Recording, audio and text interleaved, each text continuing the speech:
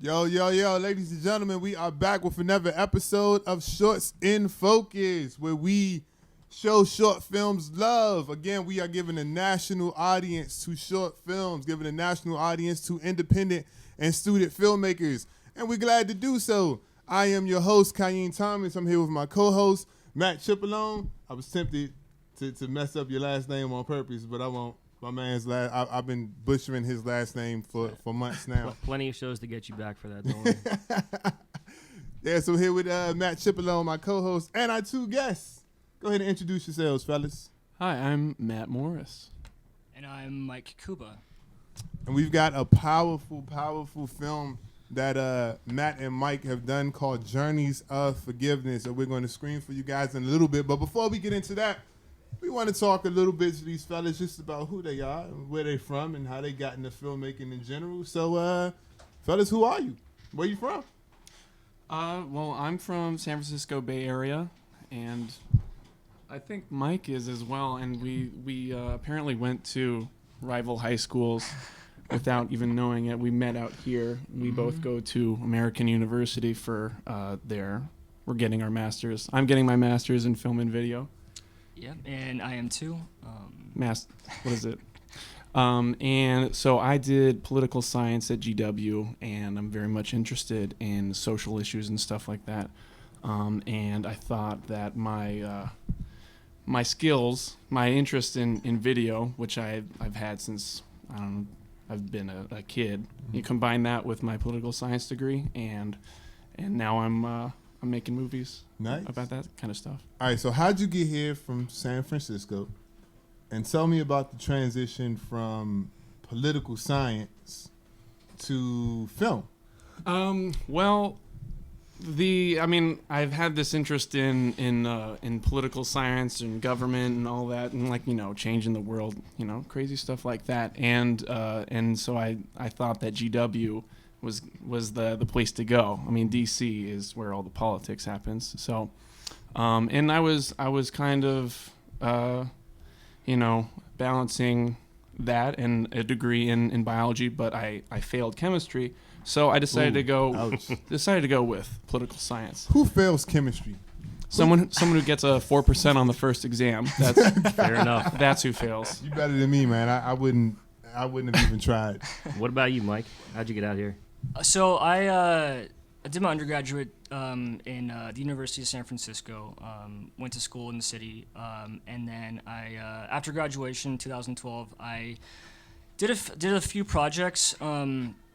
Documentary projects, and then I kind of tapered off with that for a while, and started teaching English as a foreign language, and traveled abroad. I was just kind of all over the place for a little while, but then I kind of knew in the back of my head that filmmaking, specifically documentary filmmaking, was a passion of mine, something I've been interested in for like a really long time. So I was looking for programs to apply to for film school, and then I found the one at AU, and applied back in 2013. Got accepted. I deferred my application for a year because I was at that time in Colombia teaching English and learning Spanish, and then but now I'm here. Yeah. And that's how we met you guys as well, but specifically because we weren't with you guys when this project came about. So just talk a little bit about how you two linked up, and also what we're about to see, what the name of this short is, and what we can look forward to in a couple minutes. Well, so we were both in the same production class, and this was one of our last projects that we were doing in that class, and our professor thankfully connected us with the campaign that we ended up doing the video for, the campaign for fair sentencing of youth. And so she connected us with them, and through there we came up with our video. We titled it Journeys of Forgiveness because it deals with youth sentencing and more specifically family members of victims. And so the campaign works to end juvenile life without parole, and it's, I think, what we're trying to do is show that there's another side of the story, that we hear about families and crime, and just that people need to be punished to the fullest extent of the law. They need to be locked away, the key thrown away, and so we think that there needs to be more humane treatment of prisoners. But this time usually we hear it from the formerly incarcerated side, but we wanted to hear from the family members of the victims. All right. Guys, we have our clip coming up. Journeys of Forgiveness. Let's check it out.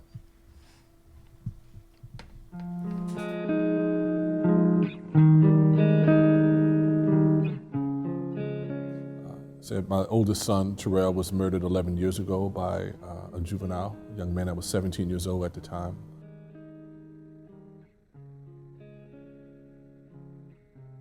Yeah, man, I was just broken. I just cried, and, it just was painful. My daughter died, was murdered, and sexually assaulted in 1986. She was 26 at the time. The policeman showed up at the door. My husband answered the door. He was there all by himself. So he came out, and I remember his first words, "It's the worst you can possibly imagine." And I just sat there, and I don't even remember now how much I cried. I remember I was just stunned. And I remember that knot of fear just grew and grew and grew, and all of a sudden I had this empty feeling in my stomach.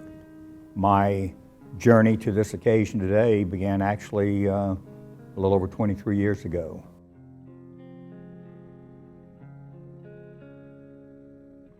As I followed the emergency transport down the highway headed towards the trauma center, I could see them working on Jeff through the rear windows. And I just sensed that this was not going to turn out the way we would hope.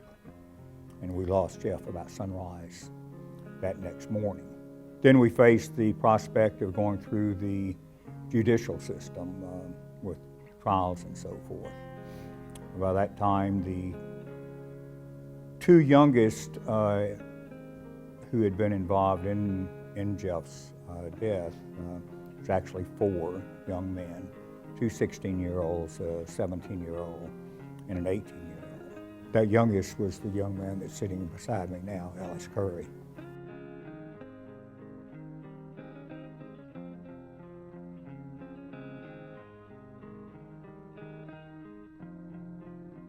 When Ellis and I reconnected, so to speak, a lot of people felt that I had forgiven Ellis, but I didn't know Ellis well enough to forgive. But I understood where he was as a 16-year-old. I also understood where he was at that time, 13, 14 years later, and that I think that understanding is where forgiveness can begin. Being surrounded by love and just enveloped in that really helped me start that grief healing, process pretty early on.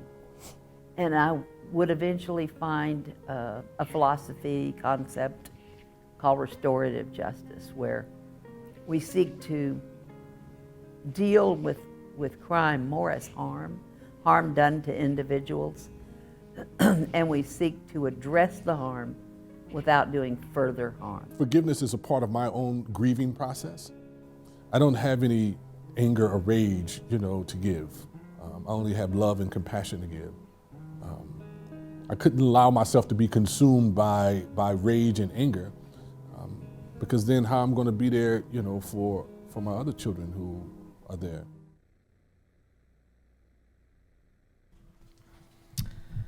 Wow, that was That was really It's powerful. heavy, man. Really, heavy. really powerful material.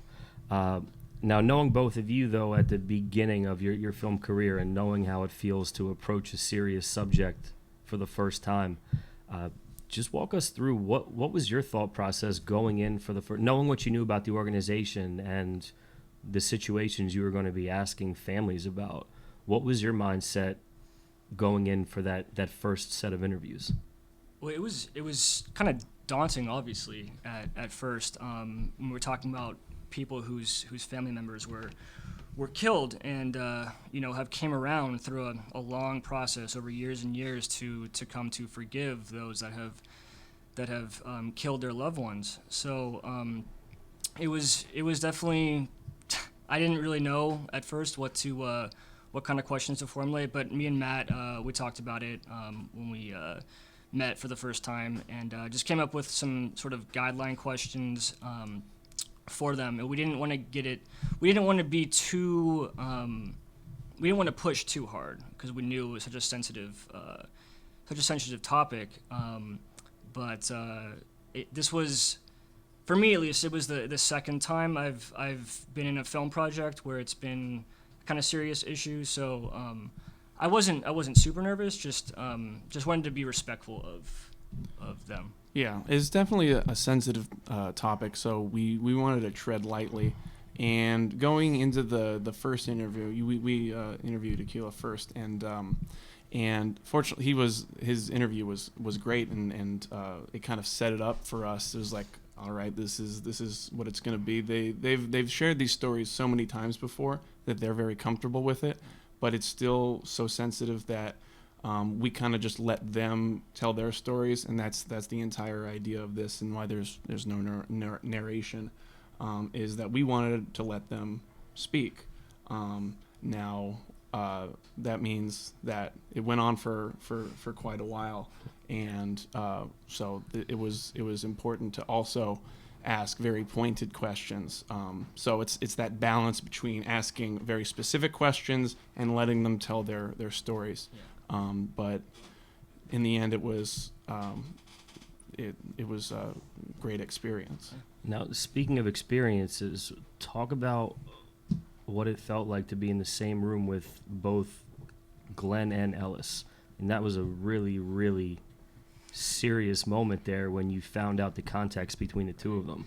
So from a filmmaking perspective, you want to make sure your lights are good, your sound is good, the composition, everything looks good. So we were really trying to get that all set up as perfect as we could, but at the same time not kind of let them wait for such a long time. And that's always something that as filmmakers we're always nervous about, like the people, our characters or our subjects just waiting around.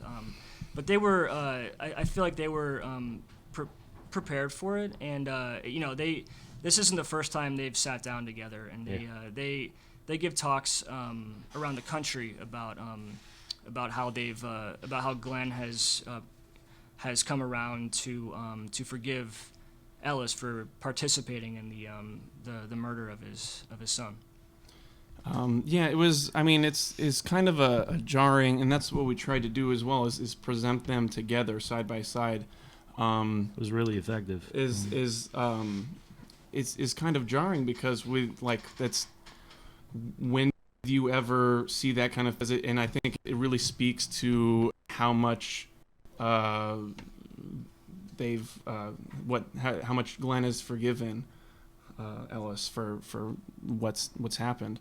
To one, sit in the same room, and two, go on speaking tours and everything. It was very powerful. It was an important image, though, we wanted to show, right? We wanted to have him and Glenn and Ellis sitting next to each other to just sort of show that. So it was really important for us to have the two of them together. And when we had to change everything for the two-person interview, so it was kind of hectic when we were doing it, but for us at least, it was really important to get them to sit down together and to show that on screen. The context of that is, you're sitting in a room with a father, and also with the person who murdered this father's son. Right. I know that they've been around and talked about this a lot. You know, that this is, you know, sort of like par for the course for them. But as a spectator looking, that is extremely heavy. How did they interact with each other while they were on set? I mean, did it seem like, I mean, you know, there was any tension, any hesitation, or was there just a complete sort of forgiveness and I love you and we've moved on from this completely? I mean, I can't speak to their personalities because I don't know them. Like we met them the day of the interview, but even in some of our footage and some of the outtakes is kind of like there's definitely a friendly atmosphere. Mm-hmm. You know, like something goes wrong and everyone laughs.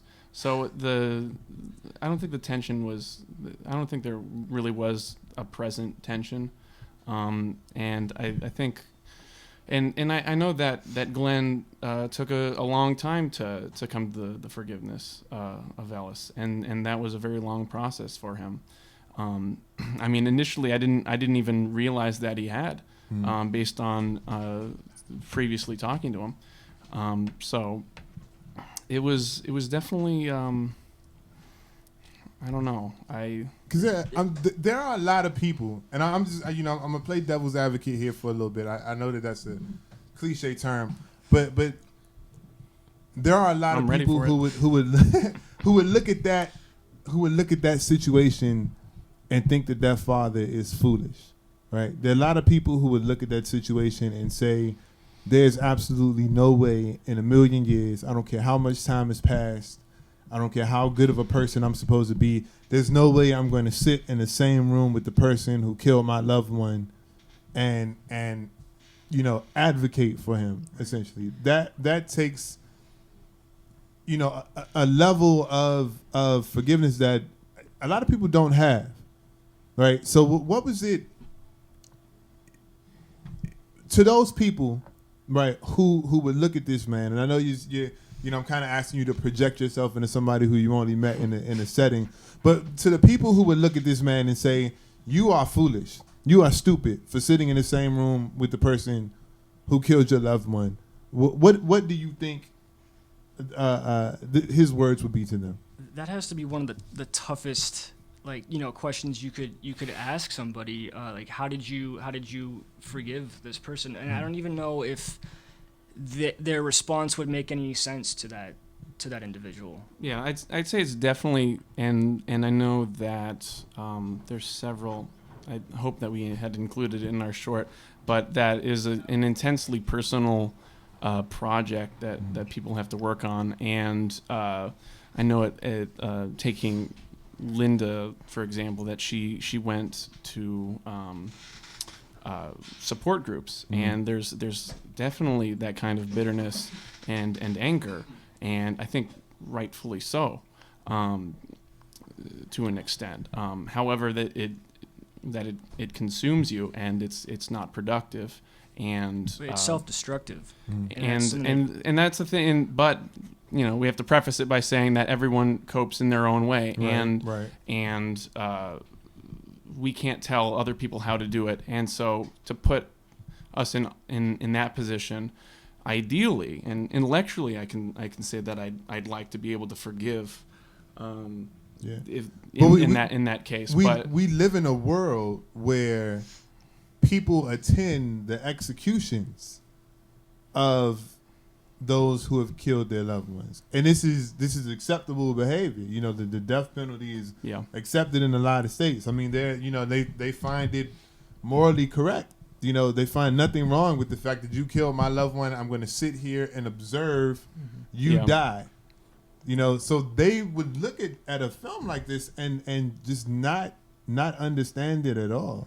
You know, and that's amazing to me that you would have sort of these opposite, you know, these opposite mindsets. Right. They're kind of bucking the trend in terms of what we think how parents should react. And I think Akila, he says it best when there's like eye for an eye, a tooth for a tooth. Makes the whole world blind. And it's kind of like, it's like being the bigger man is that we're not going to react in the same way. And you know, I hate to dictate what people think they should be doing. So I can only say for myself is that I agree with that kind of that mindset, but it's also very important. Like I mean, Mike and I, obviously we don't have kids, and we haven't experienced the same kinds of hardships, but we want to listen to those that have that alternative viewpoint and how they grew as people, and hopefully create a more humane society based off of that kind of that forgiveness. Now, I'm really curious. You said before you know, this is a very consolidated version of all the time you spent with your subjects. What are some things that you saw in common that, you know, might have been alluded to in the short, but for all the time you really got to spend and all the things you listened to, what were some common themes of how each person that was able to get to the place that they were, you know, what are some commonalities in the way that they just approach life now? I think I want to say that I don't want to boil it down to like negative versus positive, but that forgiveness, and this is, I feel like that's the unifying factor for, and that's why we named it Journeys of Forgiveness. But it's that kind of unifying factor because it's a positive, proactive force that one looks to the past to forgive, and second goes forward to make sure that things like this don't happen in the future. And that's why we tried to we take the personal and make it broader and on a more institutional level, and that we'll see that clip later. But I think it's, I don't know, it's, again, I sound like a broken record, but it's very personal, and all we can do really is present an alternative viewpoint. Yeah. But it's interesting, and I'm speaking for Kayeen as well, it's interesting for us, even if you can't speak for them, because it was such an intense process to go through. Yeah, we're really curious how both of you were affected by it. And that's just as important to us because we're coming from the same place you are as far as, you know, how we look at the project and, you know, situations we're looking to put ourselves in. So, speaking of, is there a next context you want to give what we're going to watch next, or? So the next clip, it's pretty much how they came around to start forgiving the formerly incarcerated youths that participated in the killings of their loved ones. So those are the stories that we'll hear right now. All right.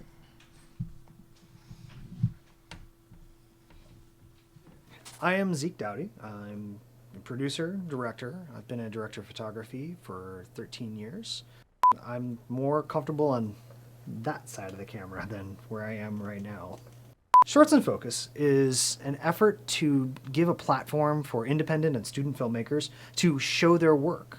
A lot of students and independent filmmakers have just so much raw talent and great ideas that never make it into the festival circuit or beyond the festival circuit, but we're giving them an opportunity to be shown and then have a conversation with us about the process and about their inspiration, their exasperation, and just the blood, sweat, and tears that went into making their piece. And, you know, maybe having a conversation about what's next for them, where do they want to see their careers go, you know, what their hopes and dreams are.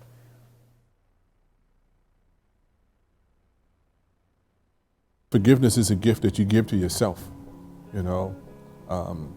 Forgiveness is it's an initiatory process. It's about doing a deep analysis of an inquiry of the circumstances that brought you to that particular place.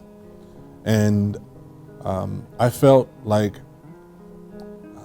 I can forgive this young man because I have compassion for him, because I know so many young folks like him. You know, folks just automatically assume that if you don't do the conditioned response, like, you know, they take yours, you go and take theirs, then you're weak. You know, so I've literally had individuals to talk to me and say things like that. And I had to share with them that this eye for an eye, tooth for a tooth game that we've played most of our lives has left us all blind and toothless. And I'm like, so who provides direction and guidance and leadership for the kids who are left behind? I'm a strong believer in the idea that healing is an inside job. Because my definition of forgiveness has come to be one that I heard a few years ago and I love. Forgiveness is letting go of the negative power that the act, the event, that person holds over you. And I let go of it fairly quickly because I felt it was important with the remaining part of my family to move forward and to heal as much as we could. And in time, you realize that you can never fill all the hole. You just can't. But I wanted to fill it with positive things. You know, so I don't condone what he did, taking my son's life, but I do recognize him as a victim. He's a victim of a culture that sees him as a thing. He's a victim of a society that doesn't understand love as a practice. They see love as an idea. I think the entire criminal justice system, and certainly the juvenile section of it, the sentences are too long. Right. I think that there needs to be a shift in narrative in this country around how we actually view children. You know, I think that we have to change the narrative in the criminal justice system as it relates to young folks. And I think that we're making a lot of kind of incremental and administrative changes and everything to laws. To me, it was, huge. It was eliminating juvenile life without the possibility of parole. These were huge steps. But I think that the narrative, is the thing that has to shift, because ultimately it will affect policy, throughout the country around how we deal with children. Instead of having people spend so much more time in prison, we should do better with them while they're there. 25 years is a long time, and my experience with Ellis has influenced that greatly, because if a young man at age 16 is incarcerated into the state prison system, grows up there, that is the basis of his education, and 12, 13 years later he comes out a changed person. It doesn't take 25 years for that to occur. All right, guys. Look, I got to make this personal real quick, because we've shifted in the film from this journey of personal forgiveness to now advocating for juveniles who are in the criminal justice system, right? Which is honorable, right, and which should be done. But on a personal level, right? And I'm gonna ask this as a father. As a husband, as somebody who, I can't honestly say, I can't honestly say that, if somebody did something to my wife or my daughter that, I can't say that I wouldn't be the one to jump, much less, have heart enough to, advocate for them, right. And I just want to know personally, because you guys you sat in the room with these people, you talked to these people, you had this interaction. Do you think if you were personally in this situation where something happened to a loved one, that you could take this stance, and it's it's fine. If not, it's perfectly fine. But I just gotta ask, because we're having this conversation, and I feel like I gotta bring it to a personal level real quick. Well, it's tough to put yourself into that hypothetical situation, and if you were to ask these people the same question before this happened, who knows what they would have said. But it takes years and years and years of sort of that forgiving process to come around to wait a minute. Oh, I might be able to forgive this person who took my loved one away from me. And I think, especially with them, it gave them, peace in the end. I don't think they wanted to be hateful or resentful all their lives. And for me at least, that was extremely humbling. And I think I still don't know how to answer the question personally about myself, but I can't forget people who cut me off in traffic. You know what I'm saying? Right. Man, that's right. heavy. They're on a completely different level. Yeah. But I don't know, man. That is I don't know. I can't. It's hard though, right? And I mean, to be sitting there in the room with these people who, I'm telling you, that experience by itself is just mind blowing. I think it takes an enormous amount of courage to do that, and an enormous amount of retrospection, and looking back and reflecting on everything that's happened. And so personally, I can tell you right now that ideally I'd like to, if something like that were to happen, because of my beliefs, that I would forgive that person. It might take months, years to do that, but at least hearing their stories and seeing where the formerly incarcerated youth are coming from, we can't. It's not an excuse necessarily for the crimes, but we're trying to build a better society. And so what I think, and this is, on an intellectual, this is a hypothetical because I don't have a wife or kids and anything like that. Obviously, if any loved one was taken away from me, I'd be, the natural reaction is to be angry. And so it's being able to not have that anger and turn that anger into something else and something more productive, and and realizing that thing has happened in the past and you can't go back and change it, but you can hopefully prevent things like that from happening in the future. I'm trying not to take it from too much of an abstract societal level, because you're asking me a personal question, but I want to think that for the greater good of everyone, that I would be able to forgive them and then move forward and be able to change things so something like that, so a horrific event, won't happen ever again. And can I just add one more thing? I think what Aquila says, and what Matt mentioned before, he says, an eye for an eye, tooth for a tooth makes the whole world blind and toothless. That's, for me, that was the most powerful statement made in our film, and I really wanted to include that just for your question, Kayeen. That's what makes making forgiveness for these people just important. You ever seen a movie, A Time to Kill? With Zan, I got look. I'm going far, but I'm coming back. All right, I'm going far, but I'm coming back. Samuel L. Jackson. And I'm not advocating for it. Again, I love playing devil's advocate. That's what I do. Yeah. Samuel L. Jackson was cheered. People stood up and clapped in the movie. They raped and mutilated his daughter. The man hid out in the courtroom, and killed him.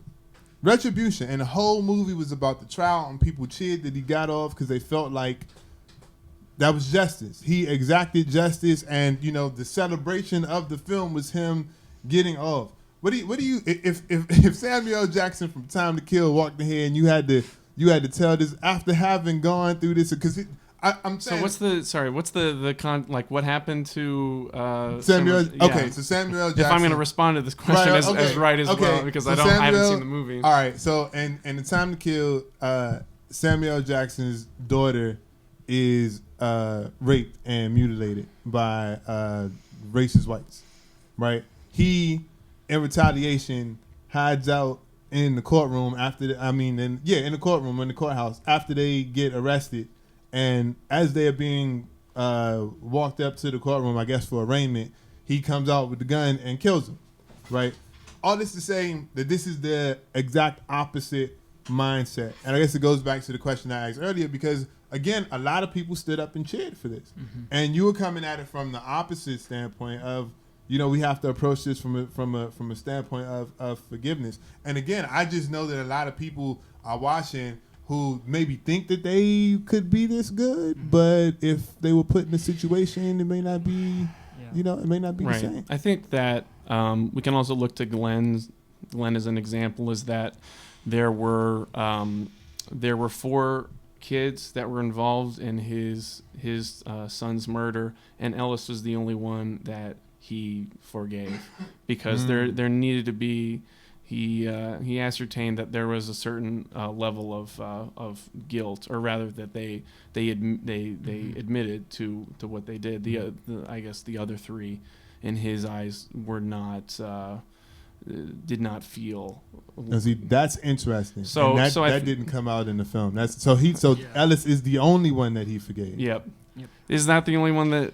He is, because we wish we had a longer. The other ones that were involved in that, though they were in prison, they sort of, Ellis told us they kept kind of complaining about it and being like, I can't believe this is happening and everything. And Ellis was the one that was just saying, like, you got to own up to this. You have to own up to this. I think that, so there's a lot of abstracts and a lot of hypotheticals with this, and I think specifically the specific policy that we're working towards is ending juvenile imprisonment for life, because there's this understanding that juveniles are a special case because their minds aren't developed. There's a whole lot of factors there. We all did stupid stuff when we were young. Exactly, and so that there's an understanding that rehabilitation is possible, and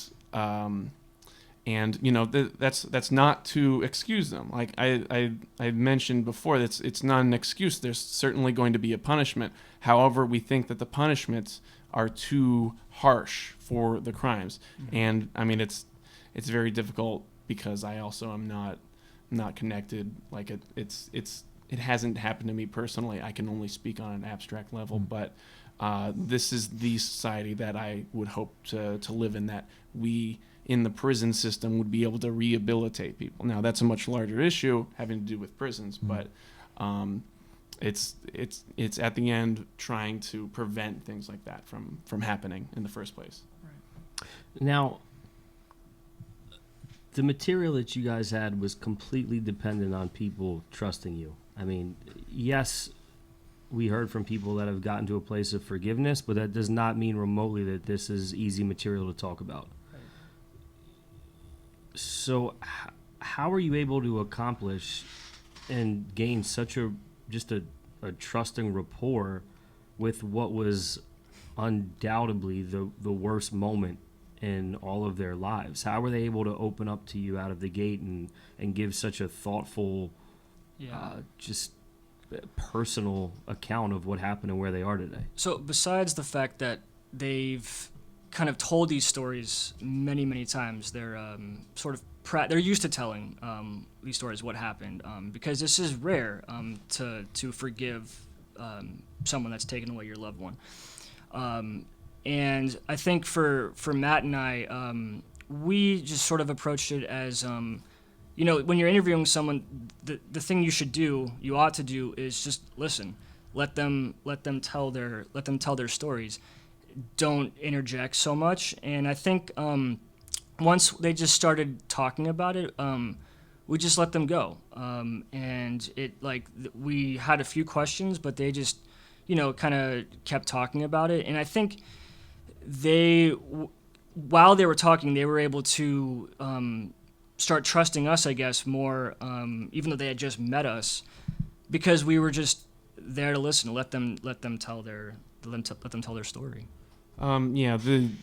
Later, when we were done interviewing everyone, Linda mentioned to us, and we saw in the clips that she was visibly upset, and she mentioned to us that she's done plenty of interviews, and this is the first time in a long time that this has occurred to her, and I'm not sure what exactly I think that we were able to let her speak is definitely helped. All right, guys, we have a commercial break, and then we have one other clip coming up. Shorts in Focus. My name is R.K.T. Thomas. I am an author, poet, filmmaker, currently in film school at American University.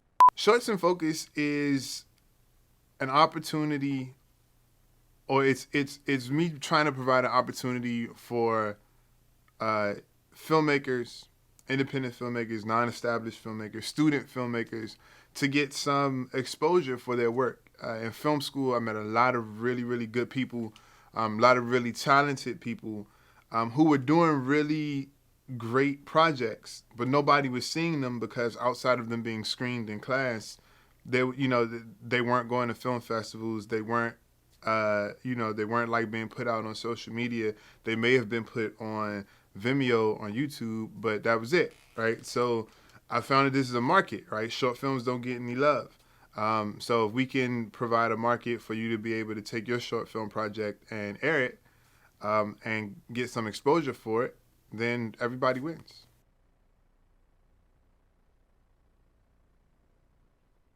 I'm really just hopeful about what's happening currently in the culture with all of the work that's happening around kind of criminal justice reform, and then also how it's just informing what's happening on the ground, man, because I tell you, sitting up talking to some of these brothers and sisters who just did 25, 30, 40 years, what they're bringing home as gifts, man, is profound. And every time I hear the stories, man, it moves me to tears. So, I'm like, change is coming. It's just there's so much tragedy. And we come together and we share our tragedies, but we share the love and support we have one another. And the campaign enables us to do that. And so I want to speak out on behalf of those families and anything that I can do to help those sentences go away. That's, part of my mission, part of my reason to get up in the morning is to try to do things like that. My ministry.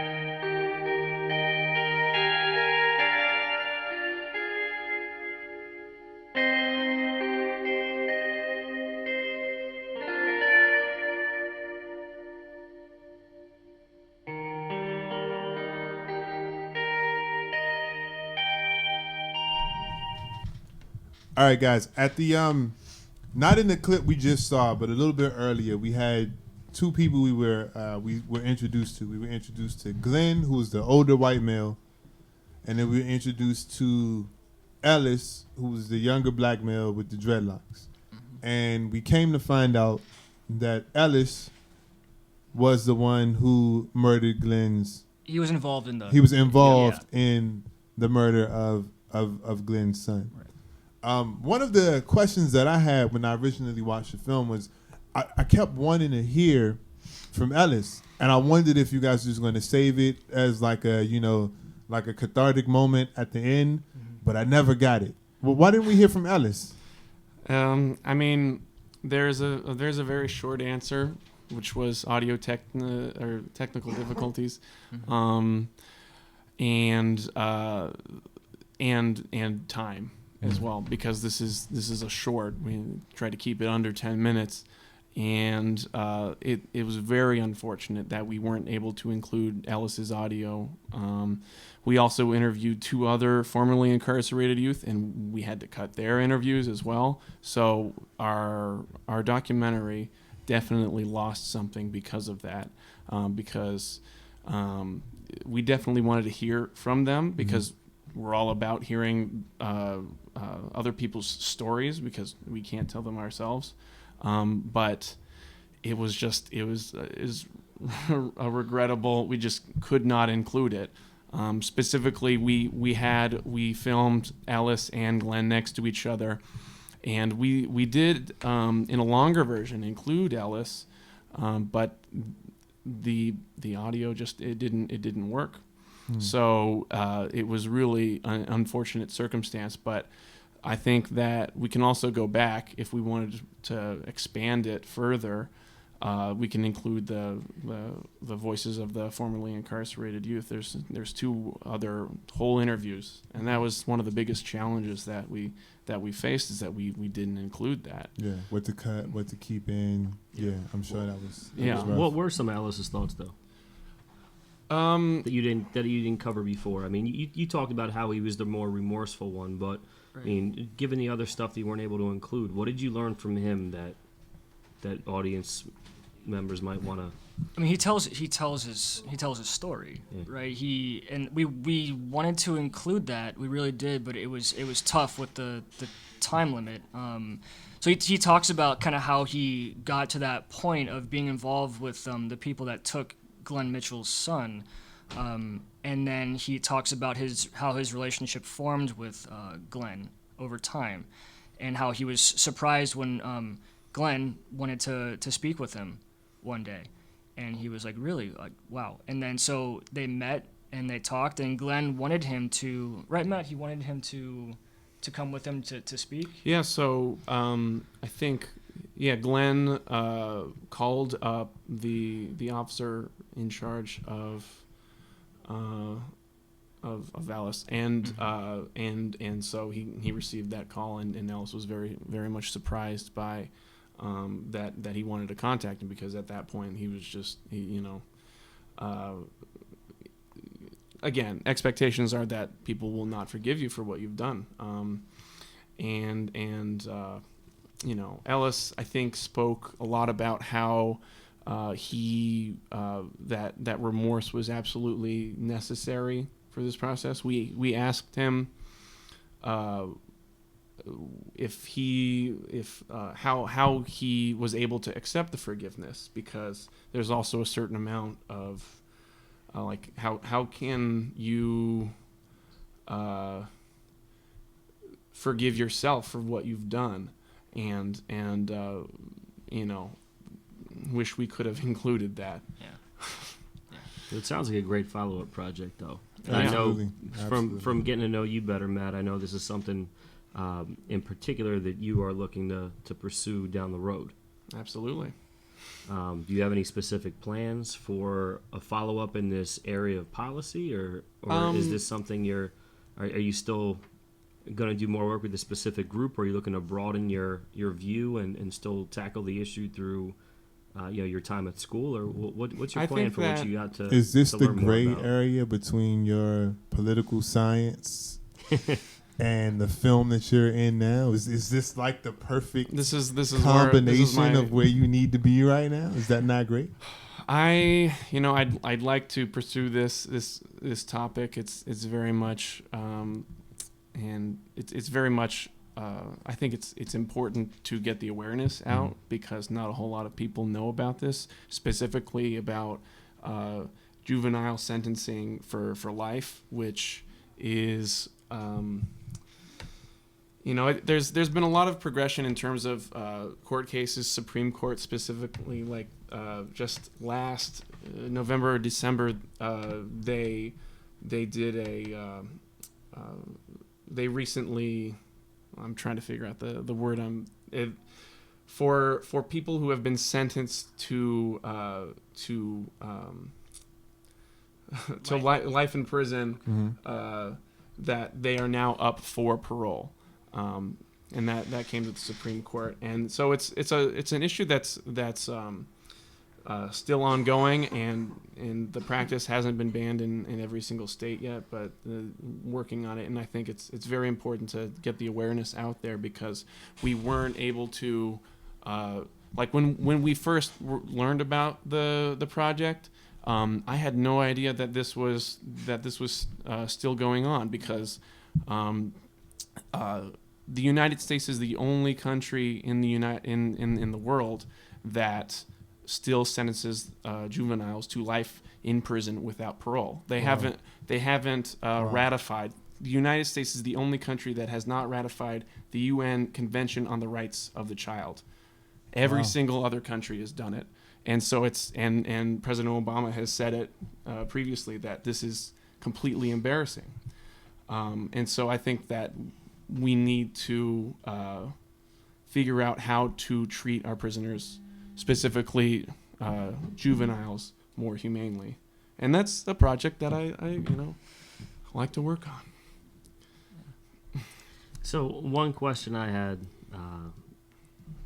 I was really curious to see what else you learned about the topic of youth sentencing, and you just covered that. But to bring it back to the title, forgiveness, it was, you say this is a title, a piece about youth sentencing. It was a piece about two themes: policy on youth sentencing and forgiveness, and what that means for people. One thing that I feel like I've learned is that people, you might say you're forgiving somebody else, but you're also doing it so you can have any chance to get back to the life that you were living before something happened. What are your thoughts on forgiveness from the point of view of just being able to have it be something you need to do for yourself, as opposed to, like we were talking before, about it being something you grant somebody else? And is it conditional? I know we run out of time, but something that struck me, to follow up with Matt's question, that Ellis was the only one that Glenn forgave. So this wasn't I'm going to forgive everybody who was involved. Right. This is and that's I'm one of the things that made me also want to touch on that. Yeah, there's something that fit into something that I find acceptable. So that this is conditional forgiveness. Man, we need to. That's going to be a whole other episode. Right. This is. It has to do with remorse, and it's a two-way street essentially, in terms of forgiveness. Yeah. Well, we can add this to the extended web version. Yeah, we have plenty more questions, going. Guys, thank you so much. This was a really, really great conversation. We appreciate the really deep look you took at such a controversial issue. We loved the piece. We couldn't wait to have you on here. Thanks, man. Absolutely. Thank you guys for coming on. Thank you for having us. Yeah, man, great to guys, thanks for tuning in to Shorts in Focus. Next week, we will be taking a break. 4th of July, we will be rebroadcasting. I don't know which episode, but definitely one of the top ones. While we get together some of the new stuff that we're going to be showing you guys in July. So tune in next week to see one of our past episodes, and then continue to tune in every other Monday at 8 o'clock p.m. We will continue to bring you the best in short films and the best in entertainment in terms of discussion here on air. And we're happy to do it. We're happy to be here for you guys. Have a good night. Thanks for tuning in. This is Shorts in Focus. I'm Kayeen Thomas. Matt Cipollone. See, I told you. Let me do it. 2 for 2, man. Don't get take cocky, it easy. though. We'll see you next Monday.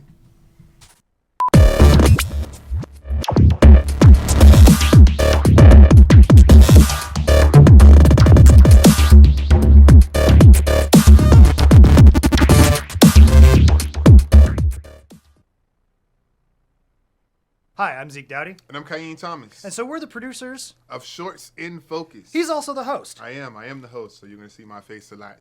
Shorts in Focus is a show that will be aired on listenvisionlive.com. It's listenvisionlive.com. We will be featuring short film projects. So we're going to screen it, and then we're going to have a conversation with the filmmakers themselves.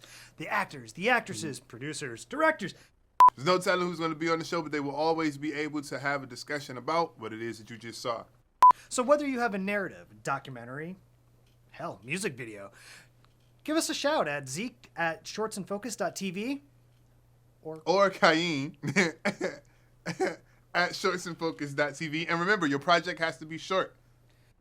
Every Monday night at 8 p.m. on listenvisionlive.com. All right, so what you want to do is on Monday nights, 8 o'clock p.m., you want to go to www.listenvisionlive.com. You can do it on your cell phone, or you can do it on your laptop, although we know that you'll be doing it from your cell phone. Once again, you want to go to www.listenvisionlive.com. Mondays at 8 o'clock p.m. Go to the site, hit play. We will be streaming live. So Mondays, 8 o'clock p.m., listenvisionlive.com. Tune in, check us out. We're sure you'll love it.